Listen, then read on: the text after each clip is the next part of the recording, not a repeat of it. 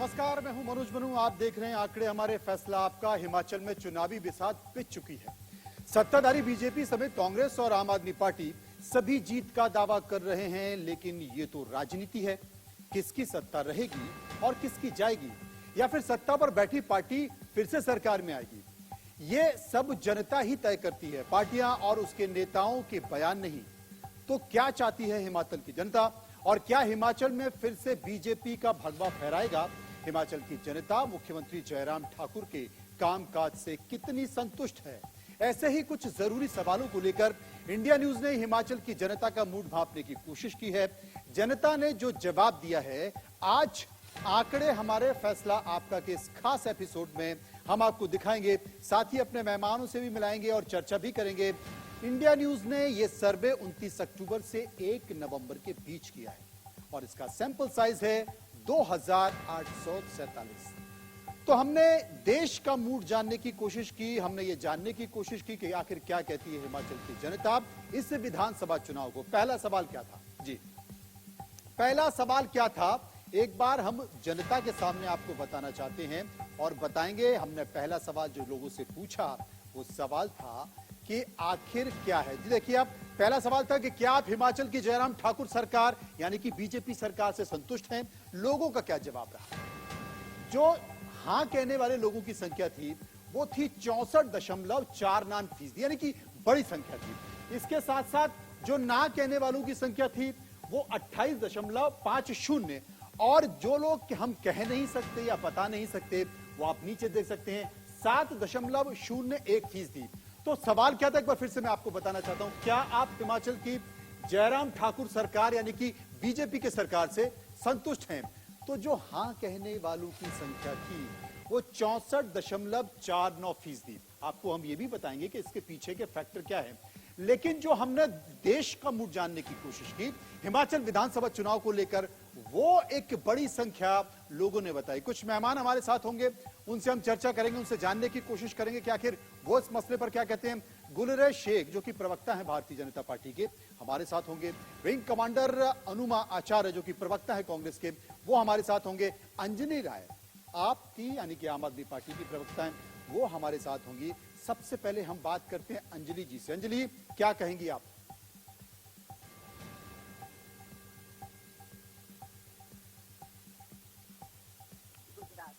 दोनों तरफ जो जनता है त्रस्त है, परेशानियों से त्रस्त है। आपका ही सर्वे कहता है कि बेरोजगारी जो है एक मुख्य मुद्दा है। 10 लाख से ज्यादा जो युवा हैं वो बेरोजगार हैं हिमाचल में। और होता क्या है कि जो एग्जाम देने जाते हैं तो हिमाचल प्रदेश में पुलिस के जो पेपर हैं वो लीक हो जाते हैं, और गुजरात में जब रिक्रूटमेंट एग्जाम्स होते हैं तो वहां पर 22 बार पेपर जो है वो लीक हो जाते हैं। युवा जो इतनी मेहनत करते हैं एग्जाम में पास होने के लिए, आज वो हताश हैं कि उन्हें कहाँ इंसाफ मिलेगा। आउटसोर्सिंग से भर्ती जो ये कर रहे थे उसमें 110 फर्जी कंपनी जो आ गई और करोड़ों रुपए का उसमें जो है बेईमानी हुई, उसकी जो है जवाबदेही इन्हें देनी ही पड़ेगी। आज युवा जो है हिमाचल का वो आक्रोश में है। उसके बाद आपने बताया महंगाई का आलम ये है कि एक तरफ नौकरियां नहीं मिल रही हैं, लोग बेरोजगार हैं, किसान और बागवान भी नाराज हैं, सेब व्यापारी भी नाराज हैं, और दूसरी तरफ महंगाई इतनी बढ़ रही है कि वक्त की रोटी खानी भी जो है वो मुसीबत हो रही है। चलिए, गुलरेज शेख साहब हमारे साथ मौजूद हैं। गुलरेज शेख से हम पूछते हैं कि आखिर जब हमने लोगों की राय जानने की कोशिश की और लोगों ने अपनी राय दी, एक बड़ा आंकड़ा हमारे सामने मौजूद है, वो क्या मानते हैं? अगर ये आंकड़ा है तो इसके पीछे का कारण क्या है? गुलरेज शेख, देखिए, इसके पीछे का कारण जो है वो विश्वास है, वो भरोसा है, वो इन्वेस्टमेंट है, वो लोगों की समस्याओं का सॉल्यूशन है। जनप्रतिनिधि को जनता के बीच में से चुन के जो बनाया गया है वह है कि वो हमेशा उपलब्ध रहता है, उसमें घमंड नहीं होता, वो जनता में जाकर जनता की तरह रहता है, वो उन्हीं की तरह काम करता है, डोर के ऊपर आता है, वो मिलता है, वो काम करता है।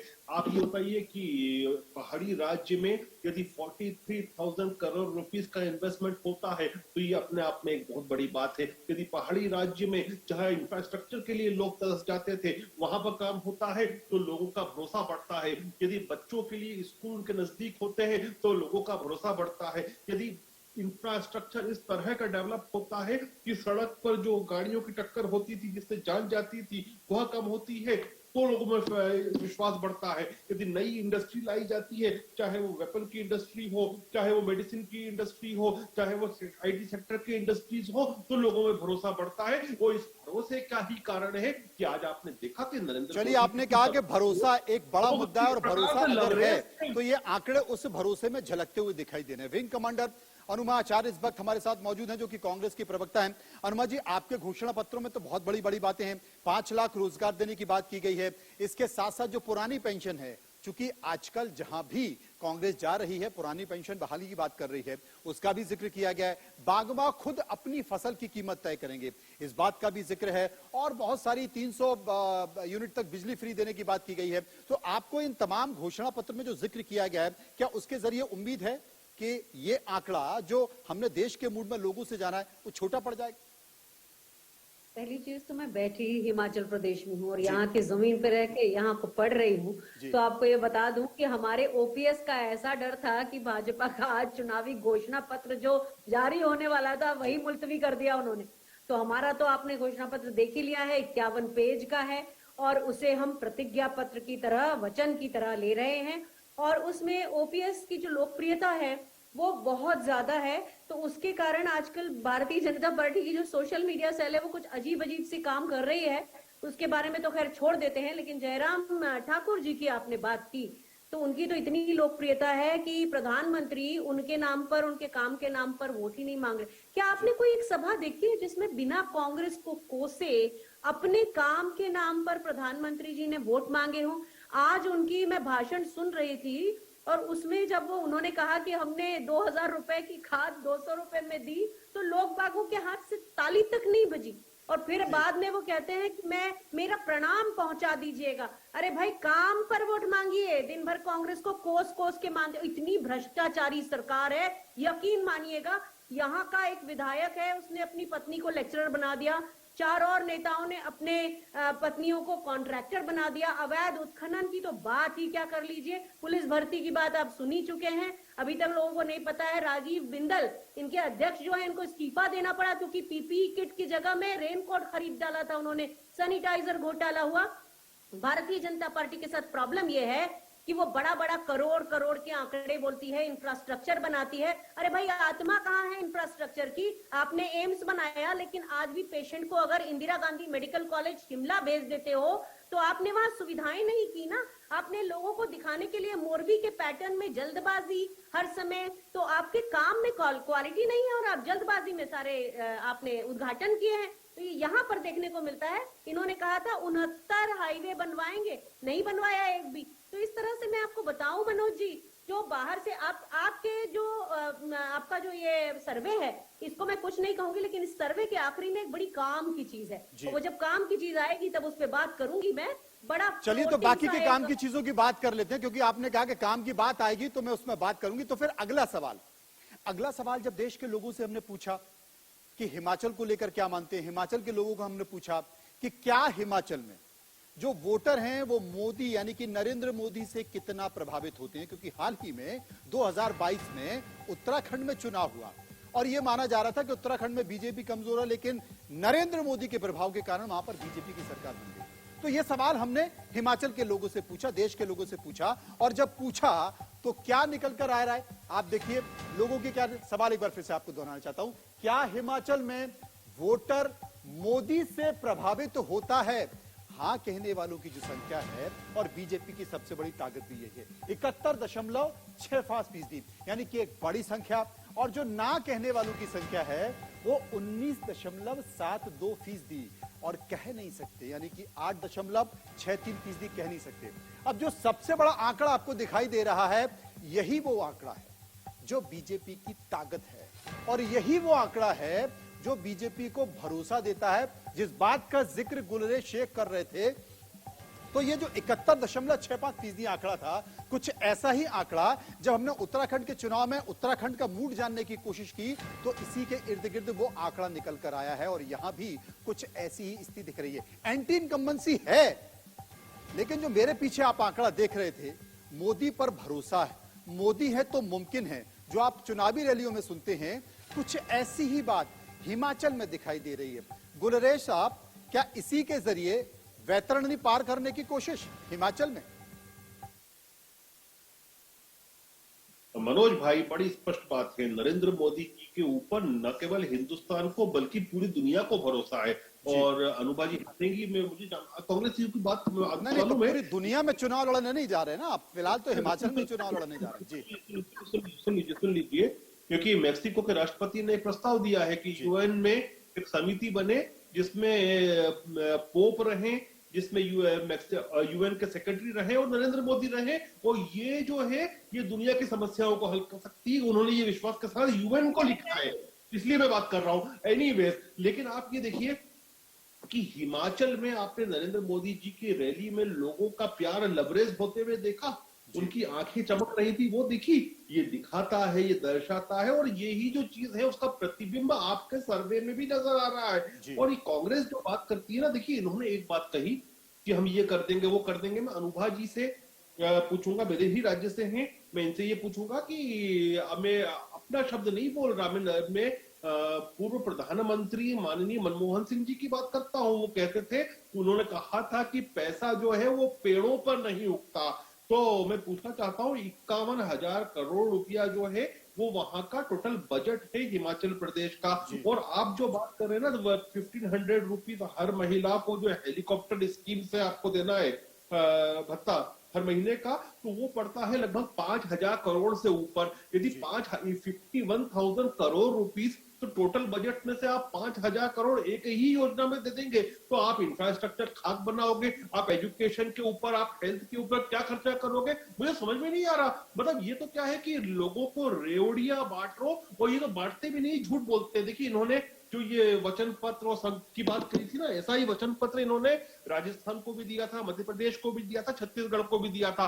आज राजस्थान का किसान रो रहा है, राजस्थान का युवा देखिए बहुत दूर नहीं बैठी है लखनऊ से। लखनऊ में राजस्थान से 6 बसें भर के बच्चे आए थे, अनएम्प्लॉयड बच्चे, तो उनको वहां पर खूब कांग्रेस के दफ्तर में मारा गया। वो आए थे प्रियंका रॉबर्ट वाड्रा से मिलने के लिए, जैसे तैसे यूपी पुलिस ने उनको बचा के वापस भेजा।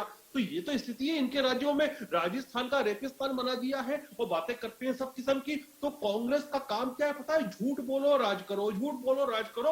अब लेकिन जनता उब चुकी है। अनुमा जी, इसी बात का जिक्र देश के प्रधानमंत्री नरेंद्र मोदी भी कर रहे थे रैली में। जी मनोज जी, हमारे गुलरेज भाई है ना, वो बेचारे बहुत अच्छे हैं, और उनको समझ में नहीं आता, उनकी हीन भावना जब दिख के आती है ना, अच्छे तो हैं, वो तो मुझे दिखाई दे रहा है, लेकिन बेचारे हैं ये मुझे नहीं पता। सुनिए ना, उनकी हीन भावना इतनी निकल के आ रही है। मैं आपको बताऊं, यहाँ पे जो देश में रिवाज था, कांग्रेस की सरकारों ने 68 साल शासन किया, लेकिन हमेशा बजट से ज्यादा कर्ज कभी नहीं होने दिया। लेकिन मैं मध्य प्रदेश से आती हूँ, ये भी मध्य प्रदेश की बात कर रहे थे। 2 लाख करोड़ का सरकार का बजट है और 3 लाख करोड़ का उसका कर्ज है।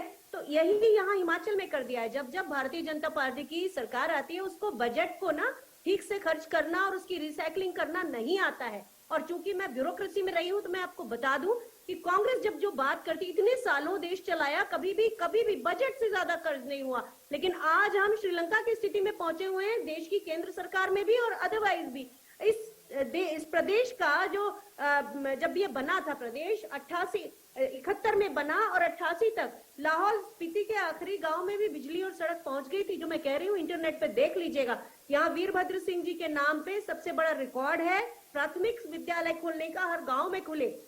उसके कारण केरल के बाद हिमाचल का नंबर आता है। तो आप ये जरूर कह रहे हैं कि मोदी जी की सभा में और मोदी जी का असर पड़ेगा और नहीं पड़ेगा। भैया, हिमाचल के लोग इतने शिक्षित जरूर हैं कि वो अपने सरोकार समझते हैं, और उन्हें ये मालूम है, वो प्रभावित नहीं होते। क्योंकि जो आपके आखिरी सवाल के जवाब में जो मैं कह रही हूँ ना, कि आप सवाल पूछते जाइए, पर मैं बीजेपी और कांग्रेस के अपने अपने आंकड़े हैं। लेकिन अंजलि जी, इन दोनों पार्टियों के बीच कहीं ना कहीं उम्मीद की किरण आम आदमी पार्टी भी देख रही है। हिमाचल में आपको लगता है कि कोई रोशनी नजर आ रही है? बिल्कुल नजर आ रही है, क्योंकि जो आम जनता है उन्होंने दोनों पार्टीज को देखा है और निराश है। आज हिमाचल का वोटर चुप है। मैं और भी चैनल्स देख रही थी, अधिकतर ये कहा जा रहा था कि वहां का वोटर चुप है, और चुप जब होता है वोटर तो वो परिवर्तन लाना चाहता है। परिवर्तन नहीं, परिवर्तन किसके भरोसे? बीजेपी ने तो साफ कह दिया कि मोदी है तो मुमकिन है, लेकिन परिवर्तन क्या अरविंद केजरीवाल के भरोसे परिवर्तन संभव है? बिल्कुल बिल्कुल, या मुद्दों के जरिए? केजरीवाल मॉडल ऑफ गवर्नेंस एक नई उम्मीद लेकर आया है देशवासियों के लिए। आज तक किसी भी सरकार ने ये नहीं सोचा था, किसी भी पार्टी ने ये नहीं सोचा था कि आम जनता को किस तरह से सम्मानजनक जीवन दिया जाए, किस तरह से उनकी मूलभूत सुविधाएं हैं, जैसे कि अच्छे स्कूल देने। आपने देखा हिमाचल में किस तरह से स्कूलों का हालत क्या है। डिग्री कॉलेज में 2-2 टीचर सिर्फ पढ़ा रहे हैं। आज तक इनकी जो है स्कूलों में या तो टीचर्स नहीं है, टीचर्स हैं तो वहाँ का जो इंफ्रास्ट्रक्चर है वो नहीं है। और इसी तरह से हेल्थ सर्विसेज देखें तो आईजीएम हॉस्पिटल में एक बिस्तर पर 2-2 लोग जो है वो सो रहे हैं। तो ये मूलभूत सुविधाएं भी नहीं दोनों पार्टी दे सकी। बिल्कुल। और शायद कांग्रेस को ये पता था कि जब आम आदमी पार्टी आएगी तो वो स्कूलों पर खास ध्यान देगी। अपने घोषणा पत्र में वो इस बात का जिक्र करेगी। इसलिए कांग्रेस ने भी कहा कि हम हर जिले में 4 इंग्लिश मीडियम यानी कि अंग्रेजी माध्यम के स्कूल भी बनाएंगे। अगला सवाल क्या था? आप रहें, मैं आऊंगा आपके पास तमाम मामलों में बात करने के लिए। लेकिन अगला सवाल, जब हमने हिमाचल का मूड जानने की कोशिश की तो अगला सवाल टीवी स्क्रीन पे आपके सामने लेकर आता हूं और बताता हूं कि जो सबसे बड़ा होता है किसी भी चुनाव में, जो मुद्दा होता है वो सबसे बड़ा है। और हमने क्या पूछा कि हिमाचल में सबसे बड़ा चुनावी मुद्दा आखिर क्या है और किस मुद्दे के जरिए ये विधानसभा चुनाव हो रहा है। तो सबसे ज्यादा लोगों ने कहा कि देखिए 39.70% रोजगार, इसके साथ साथ महंगाई 31.17% और विकास की जो बात की जा रही है कि विकास का मॉडल क्या हो, उसमें 18.10% और कह नहीं सकते या पता नहीं है, कुछ लोग बोलना नहीं चाहते क्योंकि चुनाव को लेकर चुप्पी भी साधी जाती है, तो वो 11.04% यानी कि रोजगार 39.70%। और यही वो मुद्दा है जिसके जरिए जहां जहां बीजेपी की सरकार है, चाहे वो राज्य में हो या केंद्र में हो, विपक्षी पार्टियां घेरने की कोशिश कर रही है कि आप जनाब आपने वादा तो इतना किया था। और महंगाई 31.17%, यह भी एक बड़ा मुद्दा है क्योंकि इसके जरिए भी विपक्षी पार्टियां घेर रही हैं जहां जहां बीजेपी की सरकार। और वाकई ये बड़े मुद्दे हैं, खासकर पहाड़ों में रोजगार की स्थिति अच्छी नहीं है। इसलिए 5 लाख रोजगार देने की बात कांग्रेस ने अपने घोषणा पत्र में की है। गुलरेज साहब, अब तक जो बातें की जा रही थी, ठीक है मोदी है तो मुमकिन है, और जो जयराम ठाकुर साहब की सरकार है उसका भी एक अच्छा स्थिति है, लेकिन रोजगार और महंगाई ये 2 मुद्दे हैं। और जब ये 2 मुद्दे आते हैं तो सवाल उठता ही है सरकार का। नहीं, सवाल उठता है, उठना भी चाहिए, पूछना भी चाहिए। मैं इसीलिए आपको कह रहा हूं कि 43,000 करोड़ रुपीस का investment which is equivalent to the state budget, annual state budget.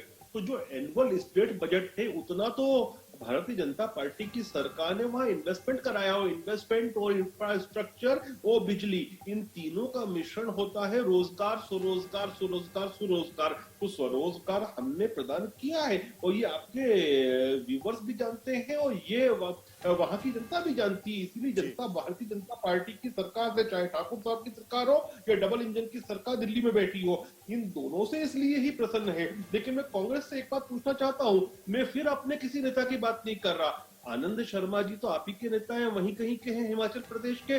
उन्होंने भी ये भत्ते वाली जो योजना की बात कर रहे हो ना, उसके ऊपर प्रश्नवाचक चिन्ह लगाया, उसको प्रश्न किया है। जवाब दूं? जी बिल्कुल, आचार्य जी जवाब दीजिए। जी, मैं ये कह रही हूँ कि ये इस हीन भावना पे मत रहिए। आनंद शर्मा जी कल मेरे साथ ही, मैं उनके साथ थी और उन्होंने मेरे सामने बोला है, जो आप कह रहे हैं उसका उलट बोला है उन्होंने। तो आप कल का उनका भाषण सुन लीजिए और आपको कुछ अब सुनिए।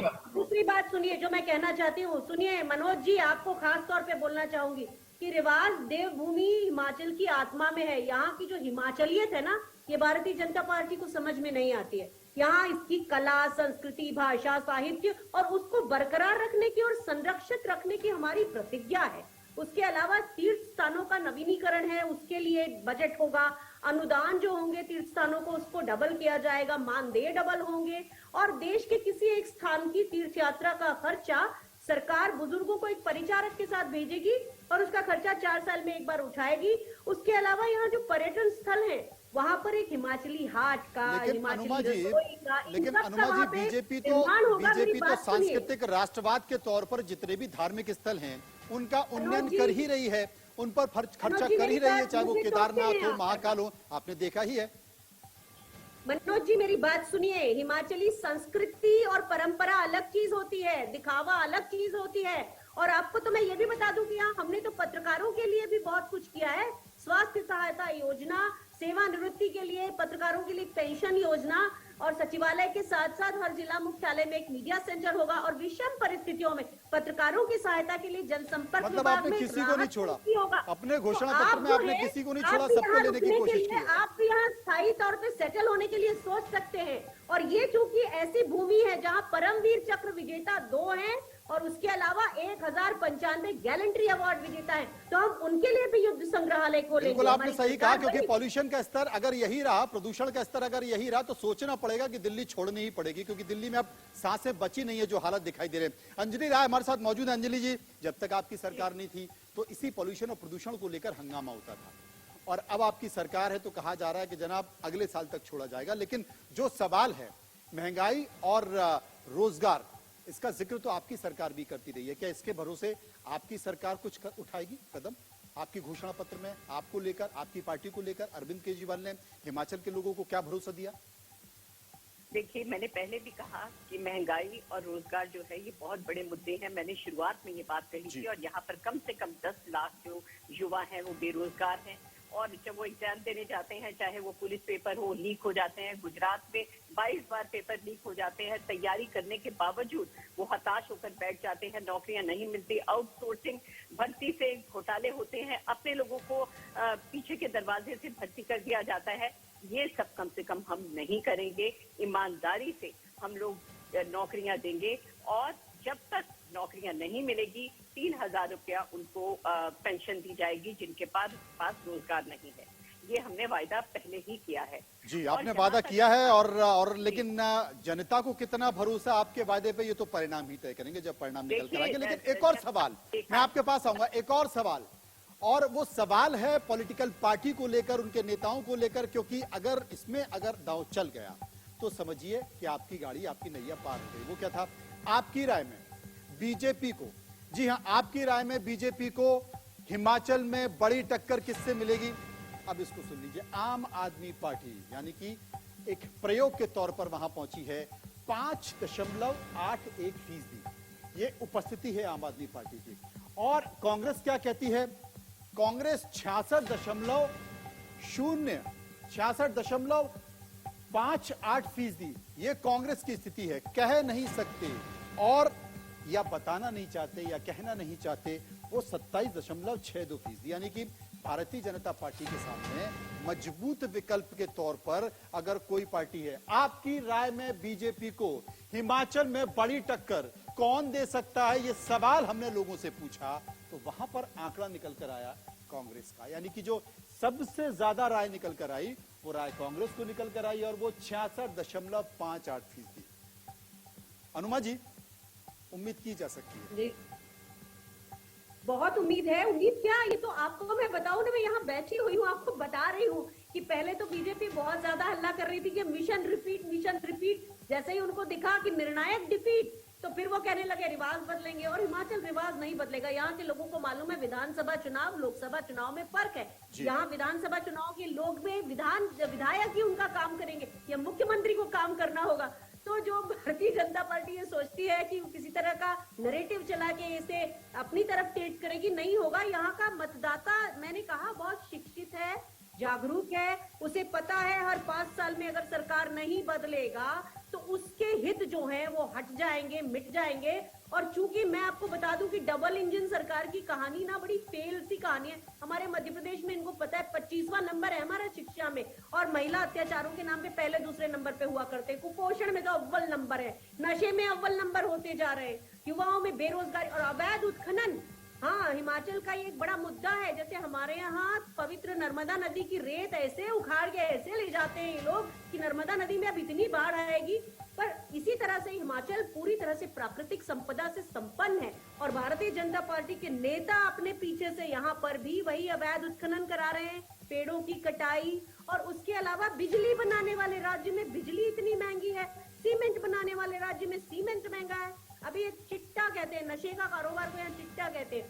उसका बहुत बड़ा प्रकोप है यहाँ। तो कांग्रेस ने उसके भी रिहैबिलिटेशन की बात की है और उसे खत्म करने की बात की है। और कांग्रेस का आप जो 10 गारंटी आप देखिए, गारंटी उसके शेख साहब जो आंकड़ा निकल कर आया उसके बाद अनुमा जी ने धारा प्रवाह बता दिया कि गाड़ी बहुत पीछे छूटने वाली है। देखिए, कांग्रेस बात ही करती है, बात करती रहती। तुम लोग का रिकॉर्ड आपका है, हमारा है ही नहीं। अनुभा जी मैं बीच में इंटरप्ट कहाँ किया था आपको ना बहन। देखिए, कांग्रेस की आदत है बात करो और शासन करो। सरकार चलाने में और जुबान चलाने में बहुत फर्क होता है और इस चीज को समझ चुकी है आज भारत की जनता, चाहे वो हिमाचल की हो, मध्य प्रदेश की हो या किसी और प्रांत की हो। अब आप बताइए ना कि 2 अंडे वो भी गंदे वाला स्थिति में आ गए हैं ये, कि एक तो इनके दो अंडे गांधी परिवार में रहते हैं और दूसरे जो 2 अंडे हैं, एक छत्तीसगढ़ और एक राजस्थान, उनको तबाह कर दिया, बर्बाद कर दिया, रेगिस्तान बना दिया।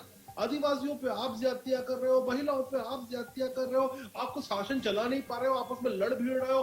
कभी सिंहदेव लड़ रहे हैं वहां पर मुख्यमंत्री से, कभी पायलट लड़ रहे हैं वहां मुख्यमंत्री से। तो क्या जनता क्यों भरोसा करे, कैसे भरोसा करे आपके ऊपर?